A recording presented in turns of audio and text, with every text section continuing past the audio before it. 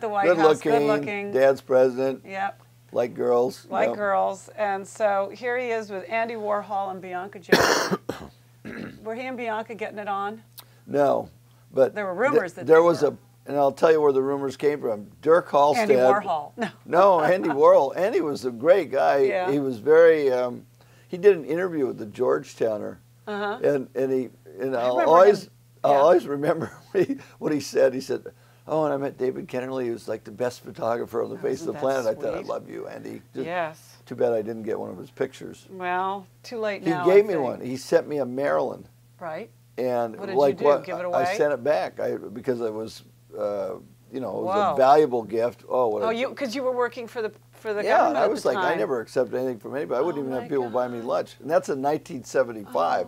You can't call the museum up and now and get it retroactively. No, it's signed. Somebody's got to David Kennerly by Andy Warhol, and it's worth about $200,000. I'm sorry to hear that. But the boneheaded move, though, not sending it back because that was the right thing to do, was they were only about $700 or $800 at the time. I mean, because they had those big.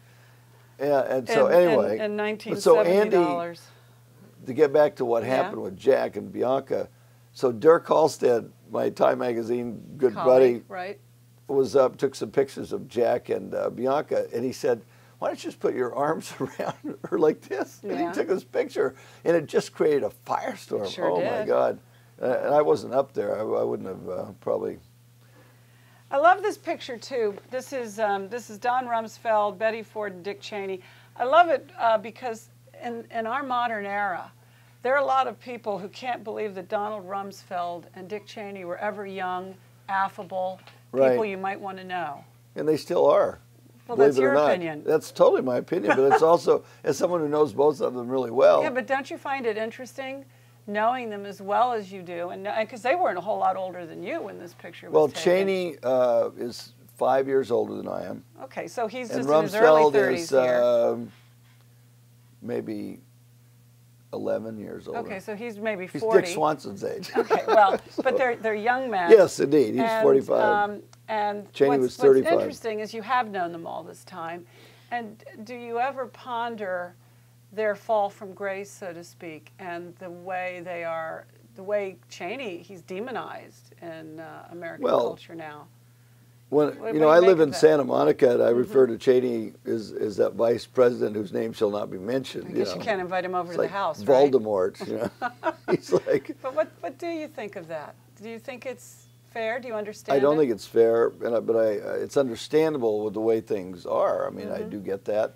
The Cheneys and I have remained very friendly. Right. He gave you a book party for this book. A book party, but I've just spent time with them and socially. But I live in L.A., so I'm not here that much. But I usually see them. And Rumsfeld and I have remained very close friends. Both of them contributed to the book through the University of Texas. And so it was done. I mean, financial contributions. It was done. All the names in the front of the book are people who contributed people who helped to make to UT in order the book got done.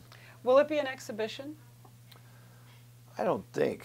Yeah, in the Ford Museum in Museum. Grand Rapids. I would imagine that you have photographs that are in the permanent collection of the museum. Well, Ford all the nags and everything are at the Ford Library Archives, part of the National Archives. Yeah. Where will most of your archives go when that awful day Well, comes? the publisher of this book is the Center for American History at the University of Texas, Austin. Yeah. I've donated my archive to them.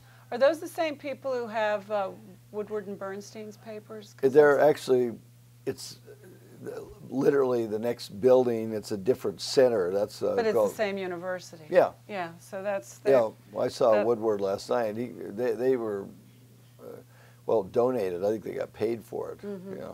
Well. 3 boxes at $1 million a piece or something. I don't know. Yeah. No, quite a valuable collection. I didn't get that kind of a deal. Now we have a Brezhnev picture here at Nathan's that you've given us that nobody can see, but but here's another different one. Yeah. This is a different one, and which brings me to one of the sidebars of being a presidential photographer that can't be ignored, is the amazing access you have to history, the people you met, the people you see.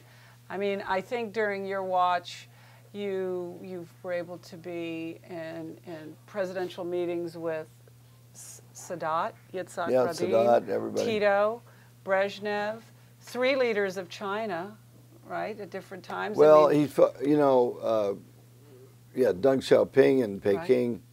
in '75, and President Ford was the last Western leader to meet Mao Zedong before he died. And I think Zhou Enlai was there. I photographed Zhou Enlai in 1972 when I went on a different trip, but Ford met with Mao. Was when you went to China with Ford, was that your first trip to China? No, it was my second trip. Had you gone with Nixon also? I went after the Nixon trip with the Japanese Prime Minister, right. Tanaka, who actually Ford met with right. in Japan. Ford also met with Hirohito, right, with the emperor? Right, in Japan and at the and White House. You have a picture of that in here, and at the White House. President Ford was the first American president to go to Japan. Another presidential trip. This is a bunch of world leaders hanging out in the pool on Martinique. Yeah, do you really want to see Henry Kissinger with his shirt off? You know, no, well, that's him from the side, right? Yeah, so we don't see too much of Kissinger. No, Thank you very much. Giscard d'Estaing looked very good. You were, right. And here he is with Yitzhak Rabin. Rabin. Yeah. Yep. Wonderful, wonderful moments. And this is a lovely picture with Sadat. 2 pipe smokers. Everybody smoked back then. He wouldn't be able to do that now, but at least it wasn't cigar smoking. So Tip O'Neill smoked cigars in cabinet meetings. I know that. Here's Hirohito. Right, and that's a big moment. I mean, the Emperor of Japan. No, that's at the White House. That's at the White in the Blue House, Room of the White House before the state dinner. And I love the picture, just what it represents. A Japanese emperor must have been struck by the intimacy that you, the photographer, had around your leader, I would imagine. But he never would have said anything. No, they can't because now this is a picture that's in always Japan. Get a lot. This is one of your favorites. It is, yeah. Because that's the Gerald Ford you know. Yeah, I mean, he's in his striped pajamas and his plaid bathrobe and his moccasins. It's the picture that kept him off the best dressed list. Well, Everybody he didn't normally else is in coat and tie. He didn't normally dress like that, but it was in Japan. It was early morning, but he never complained about having the picture released. But another thing, a point I should make, though, really is that I would release photos occasionally to the press, but I didn't do it as like today, the White House photo op is a confetti machine of handouts, but I always wanted to bring in outside photographers if they requested to get some access. And so during the time I was in the 2.5 years, there were more than 60 photographers got in to do their own stuff, which was, he liked the photographers. I didn't want to just be handing stuff out, and I wanted to share the wealth. Right. Well, no, you did, as I said, you did it. I suppose it's too bad the model that you established didn't get followed, but, you know. Well, that had to do with With you. It had to do with me and my relationship with the president. The president was very comfortable with it. I would just go in and ask him. Because what came first was the relationship and not the job, so it's... Well, yeah. Now this is this is Cheney looking almost like a little boy. Yeah, it was during the '76 run-up to the convention. Right. Looks like he's helping him with a speech. And this is the Cheney picture that we actually have here on the wall at Nathan's. See up the bumper car picture. That's the one, yeah. Yeah. Nobody believes it. No, people sit under it and they ask, who is that? And we tell them who it is, and they go, wow. Yeah, I know. Now I want to get to one of my. I've got to find it here, but there's a wonderful. But Cheney, picture. Cheney was a great chief of staff. He was the protege of Don Rumsfeld. He really never played the politics of it. He was, I think, an honest broker, which is what the president needs in that job. Right. And that particular moment, we were at the Texas State Fair where Ford was talking, and while he was giving a speech, we went into the bumper cars. What was losing to Carter a heartbreak to Gerald Ford? Of course it was. Yeah. He's a very competitive guy. It's the only election he ever lost. Yeah.